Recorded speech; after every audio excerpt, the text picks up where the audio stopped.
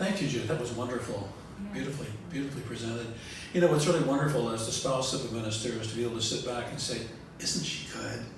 You know, it makes a difference, you know, as opposed to, I hope she doesn't go on too long. Because I was on the board of our organization some years ago, and being on the board and being on the ethics chairperson, I would get invited to go to different centers where centers were in trouble for one reason or another. And the reason was never the minister. The ministers were all just amazingly perfect. And I would sit and I would listen to them, and I would wait and patiently wait for it to be over. And they would say, well, what's wrong? And I said, it's you. Well, I teach the teaching. Yes, but you don't teach it from here, you teach it from here. You don't teach it like it's alive in you. You teach it like it's something you read and anybody can go home and read it. They don't need to come to church for that. It didn't go over real well. I didn't do it often. But I wasn't wrong. And what would happen is eventually the churches would hire a minister who was on fire. And people would come to feel the heat and to feel the flames. They didn't come to listen to somebody talk about something that they could read. It's a really important piece. And so I think living your best life is about finding the fire, keeping the fire lit, allowing the fire to burn as hot as it can possibly burn. And if it burns you up and it's all over, then it's just what happens. That's how it's supposed to be. If life were a song, how would you sing it? Would you sing it thoughtfully and carefully? Would you sing it with passion and excitement? Would you sing it like it was the last song to be sung? Would you sing it like, I've got to get through this? How many of you would say, I get to sing a song? And how many would you say, I've got to sing the song, I guess? And would that make a difference? You see, because it's not the words of the song that make a difference. It isn't the song, it's how you were in it. It's the fire you light as you listen to it. Now I'm going to do something a little different today, and that's because I can. And I'm going to play a song, and what I want you to notice, and I'm going to go back and finish my talk, but what I want you to notice when I play this song, the piece of music, it isn't the music that will set you on fire. It isn't the song that will set you on fire. It's the way this man delivers it, and when he delivers it, you know he's not sure he's going to get through it. He's not sure that in the middle of it it's not going to break, and he's not going to break with it and just fall apart. And so part of your listening to him sing this song is not how good he is or how much you love the song. It's being with him on the journey. It's seeing the fire.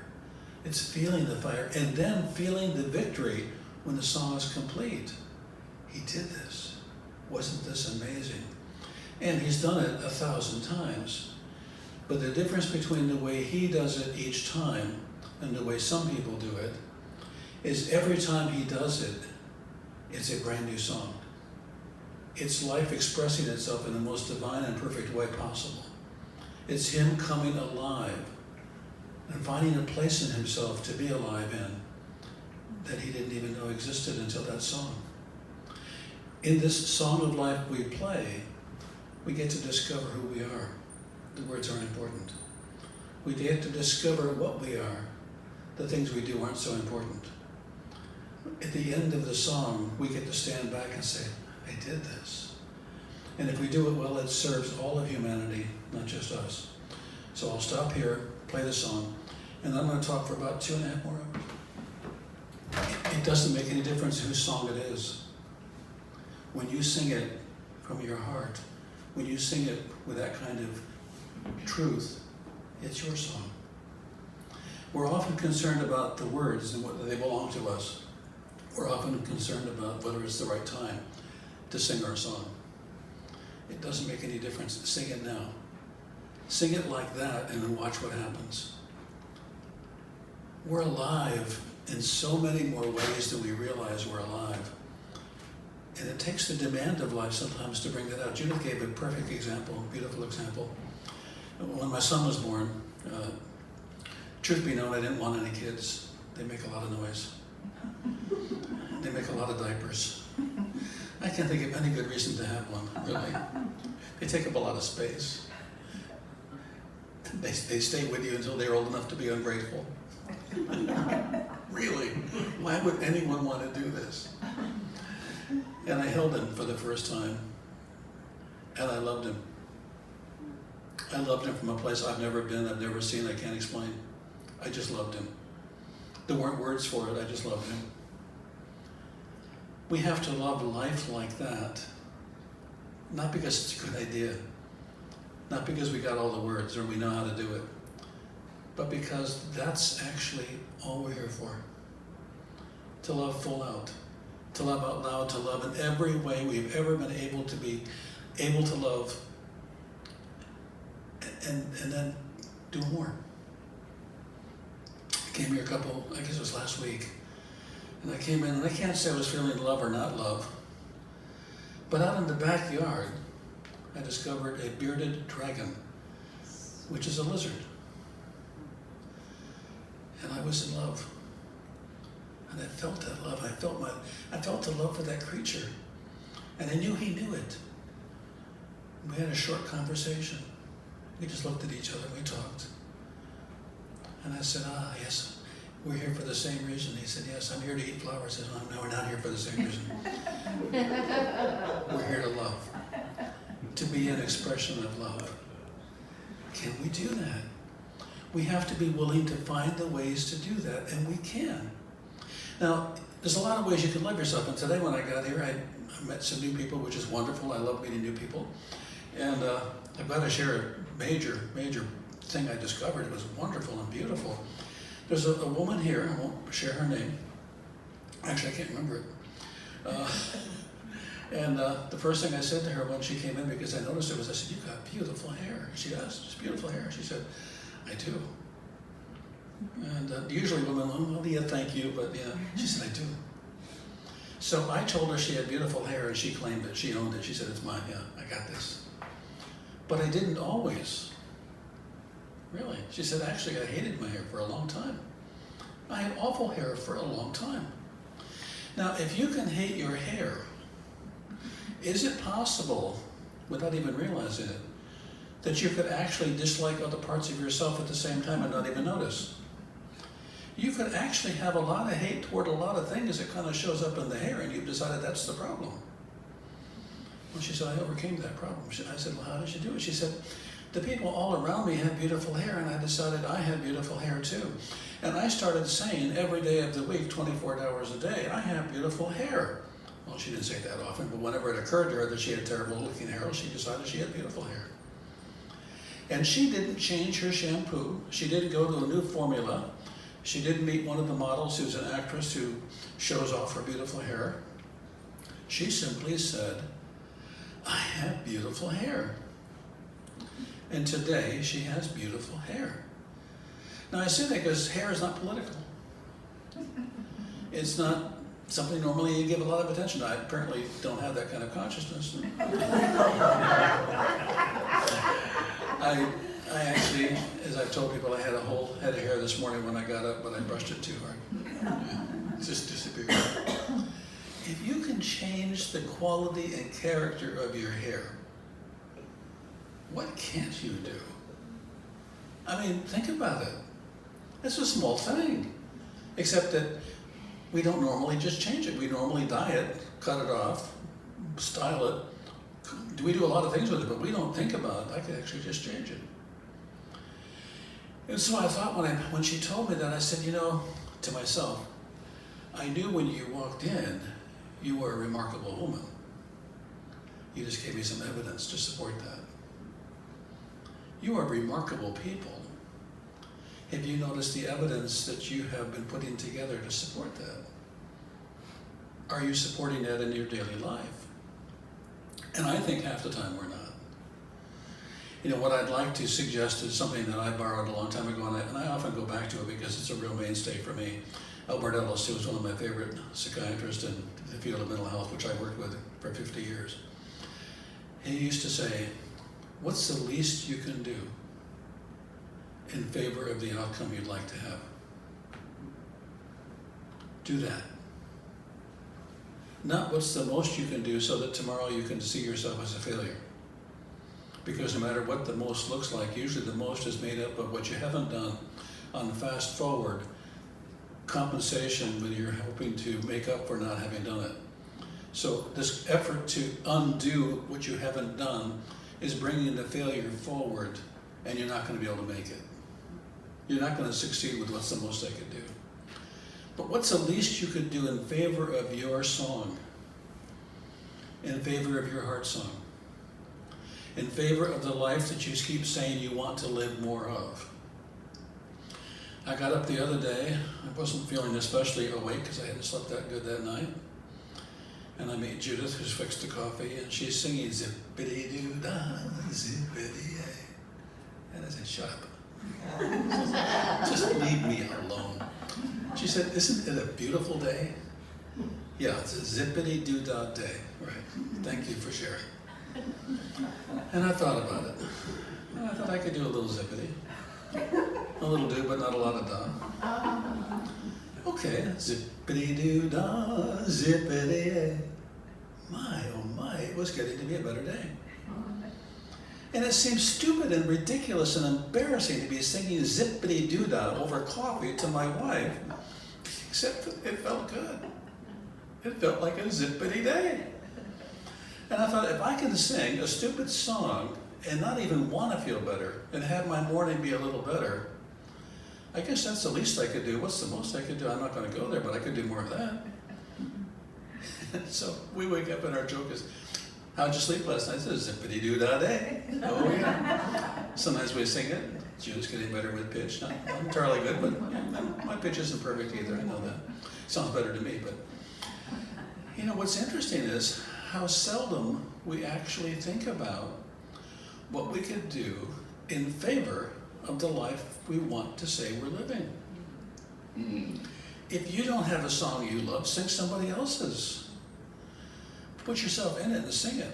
Most of us are singing other people's songs anyway, but pick the ones that are good. I can remember for a while I was singing, ain't got a da-da-da-da-da-da-da. Ain't got any money, ain't got a friend, ain't got anything. Wow, what am I singing this song for? Yeah. And I had to change the song. Yeah. Don't give a damn about a greenback dollar. Spend it as fast as I can. Yeah, wow. I don't have any money either. Wonder where that song came from. Yeah. So I started looking for songs about abundance, started singing those, and I got more than I thought I was going to have. Yeah. So how many of us are singing songs that fit the life we have that we're not happy with when we could sing a different song? What I know about human beings is they will not think. They're going to think all the time. So if you're going to think all the time, and you can't monitor your thinking all the time, you could have at least some reasonable input into your thinking all of the time and decide to think as positively as you can, because if you're not thinking positively, what are you doing? It's often not neutral. So if you have a choice between being negative or positive, then be positive, not because everything is positive, but because you're in favor of that. And if you favor that, it's hard not to have more of it. When I go to work at the hospital, thank God it's only 20 hours a week, because I think I would slowly dissolve if I worked more hours. I would dissolve into the mentality of, I gotta be here. Aren't people awful? Aren't they difficult? Here comes the difficult one. Oh, you know him, you know how he is. That's the conversation. I'm not there enough to get swept up in that, so I can actually step back and say, wow, what an amazing person. That person walked through the door, and within less than 10 seconds, 10 people didn't like him. And he comes up to me, and I can see why. And I said, you're pretty damn amazing. He said, what the hell do you mean? I said, you're able to stir up people not liking you pretty quickly, aren't you? He said, yeah, I'm damn good at that. And I said, I guess you're playing it safe. He said, you figured it out. And I said, I figured out a lot of things. I think you're a pretty interesting guy. Don't tell anybody. I'm busy being nasty. Some people are busy being nasty to protect themselves from anybody getting too close. But they're not entirely bad. In fact, they're not even at all bad. They're just nasty because that's what works for them. So you sing a different song. You allow yourself to be with them in a different way. Or, never happens to me, you take it very personally and you react immediately. I can't believe it, I didn't sleep last night. Judith sang Zippity-Doo-Dah. And now I've got an idiot standing in front of me who's hostile. Can it get any worse? Yeah, it can, and it will. Because the song you're singing is all about how bad it could be, and the apocalypse is just now happening. We have to change our apocalyptic thinking, and we have to know that we actually have it on hold all the time. It doesn't take a second, more than a second, to get to that. You see that car? See, oh my God, I can't believe it. We're going to be stuck in traffic for another day. It was just the brake lights went on. It doesn't mean I can tell. It's going to be backed up for miles. I don't even know why we decided to go out of the house. This is terrible. And then it clears up. No, it cleared up this time, but it doesn't usually. It won't the next time, that's for damn sure. I'm going to be right about my misery, my pain, and my suffering, okay? Because I know about pain and suffering, I do it really well. And I do it in a heartbeat. Do I do joy and love and kindness and smiles and laughter and song in a heartbeat? Not so much. It took quite a bit to sing Zippity-Doo-Dah. It really did. It took a lot of stretch to get into that song and even consider it other than a joke. But why? If Judith had said, maybe because you didn't sleep last night, Bob, maybe we could sing a sad song together. I would have said yes, but sing it softly so I can join you with pain and suffering.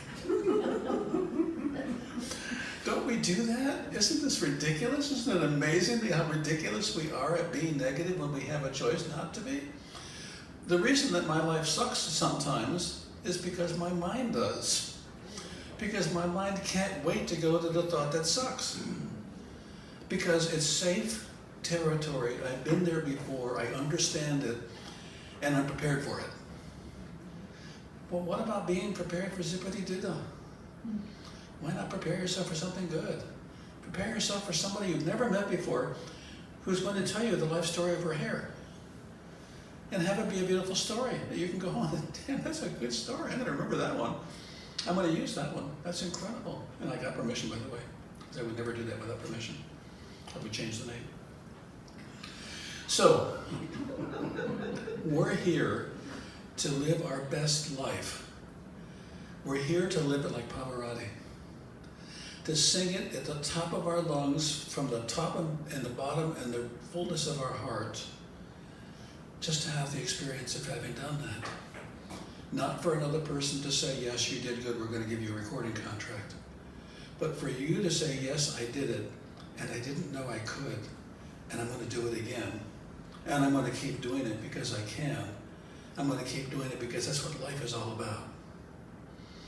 When I got stopped in Macon, Georgia, for riding my motorcycle 136 miles an hour, trying to catch up to a man who was riding his motorcycle a couple miles per hour faster. The officer said, son, why were you driving your motorcycle 136 miles per hour? I said, sir, because I wasn't able to go any faster. He said, go kill yourself in another state and let me go.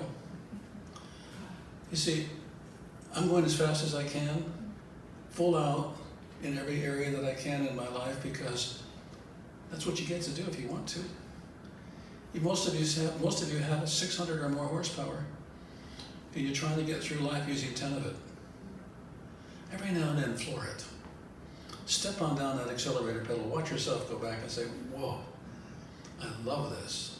And if you're not able to do it, is it because you're afraid? Is it because you've never done it before? Is it because you're afraid of losing control like you ever had any? Really? Just have this life of yours be a place where every now and then you just floor it. And you watch, and you feel, and you enjoy. And when you slow down, you say, wow, I'm going to do that again. Yeah.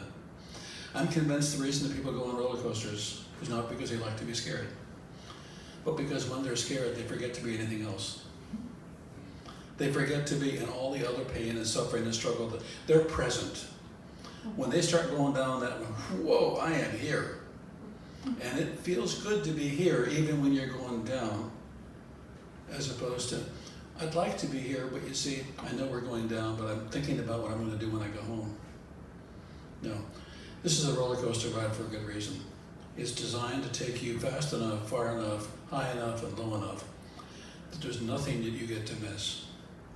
That's what you're here for. Live big, live now, live full. And if anybody says you're crazy, agree with them as you continue to sing your song. And if you can, get them to sing it. I don't necessarily recommend zippity-doo-dah, but it's an okay song. And I want to thank you for being here. I'd like to thank our new guests for being here. I'd love to see you all come on back because we're building what I think is an exciting and amazing ministry. And I like that you're a part of it and you're helping us build it. And that's, I guess, the last piece I want to interject before I quit. I just quit, but I'm going to go back and amend my quitting. And that is, we're not doing this alone. We're not doing this life alone. When we sing our song, there's a chorus of angels behind us. And there's a chorus of people around us that want to sing with us. And people don't come here because they don't know how to sing. They come here not to have to sing alone. And they come here to sing out loud and to be heard and to have a chorus of angels and human beings supporting them. That's what this ministry really is. It's your chorus. You're the choir. You are the people who get to have this be the most amazing ministry. So if you go home today, you say, damn, that was good. I know what I'm doing because it's you. I didn't have this talk today. Judith didn't have this talk today. Until we got here, you got here, and we did it together. Thank you. Thank you.